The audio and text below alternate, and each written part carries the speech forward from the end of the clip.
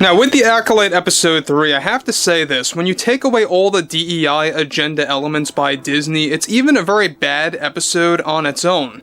Terrible writing, awful acting, the overall presentation is just out of whack. It is not Star Wars, it is nowhere near as close to representing the Star Wars philosophy by George Lucas. I mean, when we had that Ascension ceremony that was being done by the witches on Brendock, I believe the world was called, there's even a moment in the background where you hear like one of the witches creating this type of laughter right as they begin the chant. It's just pure cringe. It is laughable. Everything about this episode is just something so out of touch, something so far away from what Star Wars stands for. This is Mike Zero. Subscribe if you're new and like this video to see future updates. You can also follow me at Mike01. I thank you all so very much for the great and kind support. So one thing about everything related to the Acolyte Episode 3 is that this is the one episode that truly destroyed Star Wars. And I know this gets repeated a lot, many times. You know, oh, this destroyed Star Wars, or that destroyed Star Wars. I get it, it gets tiresome. Alright, I understand that. But Episode 3 of the Acolyte literally did it this time. There's no doubt about it. People are canceling their Disney Plus accounts across the board. They are selling their merchandise. They are walking away from anything Disney related to the Star Wars universe from this point on forward.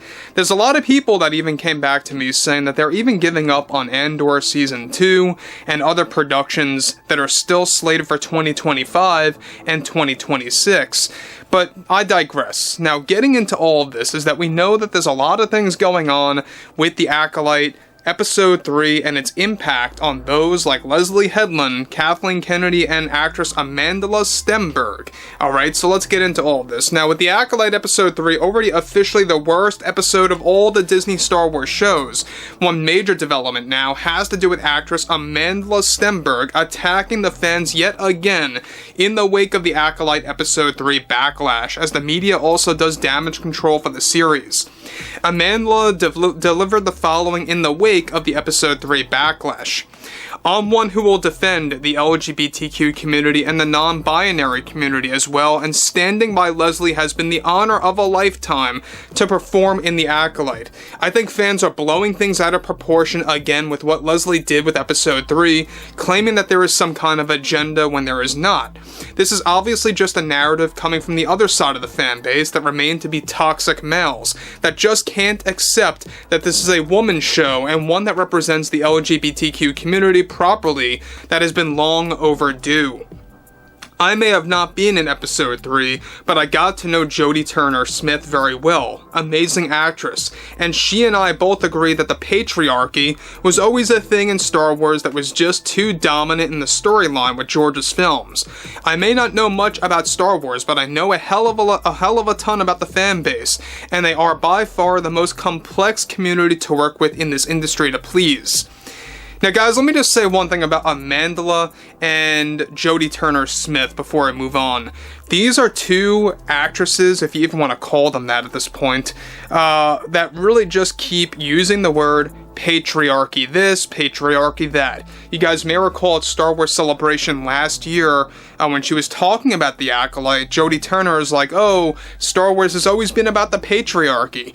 Is she forgetting that we had Carrie Fisher as, you know, Leia Organa in the original trilogy, or Natalie Portman as Padme Amidala in the prequels? They tend to forget this a lot, and so conveniently. And we also had other prime examples, like Jyn Erso in Rogue One: A Star Wars Story back in 2016. I don't know how they forget about this, but I think that the realistic side of things is that they know about all those examples. They're just setting up their narrative, is what it's all about. So for one that's, you know, creating their own narrative, claiming that the other side is creating a narrative, and claiming that there is even another side is just ludicrous. Now, moving on. She goes on to say the following: it's something that I, Kathy, and Leslye knew what we were in for when we were developing this thing, and I couldn't be any happier for Jodie Turner to grab this opportunity as one of my favorite characters in Star Wars that shows so much strength and courage in the episode. She really inspired me. I got to watch her performance from the set, and it was a celebratory experience to have Star Wars molded for the matriarchy finally, and to finally celebrate women and LGBTQ. This is by far my favorite episode. Even though I didn't work on it, it was truly the only moment in Star Wars history in which we finally got to represent the LGBTQ community without a vague or hidden narrative. Leslye made sure it would be very obvious as a case for Star Wars fans who are open to change and evolution in this franchise. As a non-binary person, I would say that I'm proud that Leslye didn't stop with episode 3 for representation. We are going to establish this in other episodes that I can't connect with the fans once, of course, we get all episodes out by next month. The way fans are reacting right now to Leslie's life's work is just flat-out childish behavior, coming from men who know no better about Star Wars and what it stands for and what it's all really about. They need to realize we are in a galaxy far away that holds endless possibilities. Leslye wanted to choose this era to bend the rules in Star Wars once and for all to create a new foundation for the franchise. So, guys, once again, before I move on, there you have it again. She's admitting that they specifically chose this era to erase all of George Lucas's work. And it still makes no sense. We're only 100 years before the events of The Phantom Menace. That's not all that long, guys.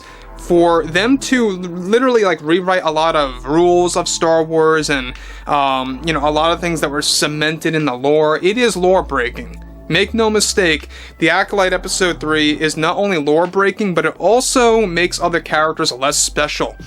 Number one, it makes Anakin less special in the prequel trilogy, because now he's not the only character to have been born through immaculate conception, as previously cemented in Star Wars. Number two, it seems as though, and I'm just saying that it's seemingly a case for this, that Leslye Headland is setting things up for Shmi Skywalker to have once been a part of a witch, coven of some kind. Because they have, I believe it was Jodie Turner-Smith's character, that there was no father. And they're using that specific line of a dialogue as a callback to Shmi Skywalker to kind of do a little wink-wink there in episode 3. But moving on, she goes on to conclude, the toxic male demographic, I think, is something that always needs to be addressed. And I think it's also for other upcoming actresses to be aware, to not take them too seriously, since their words are coming from a misguided place in this world. Again, she's claiming that fans are misguided when it comes to episode 3, all because we're against an agenda. And it's not just about the agenda, guys. I gotta be very real with you. It's not just the agenda. That's the least of the problem. Alright? The real problem here is how terrible the writing is. How awful the overall direction of the episode is. And look, I feel bad for the child actors in this story. It's not their fault that they were thrown into this garbage, but this is going to carry along with them for the years to come. They're going to be forever known as actors that took part in this actual Acolyte episode, and that's not the end of it. We have more flashbacks on the way for the Acolyte episodes in the future. We'll talk more about that as well. But overall, guys, drop a comment below, fill me below in the comments what you all have to say about this, and if you guys did enjoy the content for today, make sure to drop a thumbs up on this video to support the channel, and I will catch you guys later.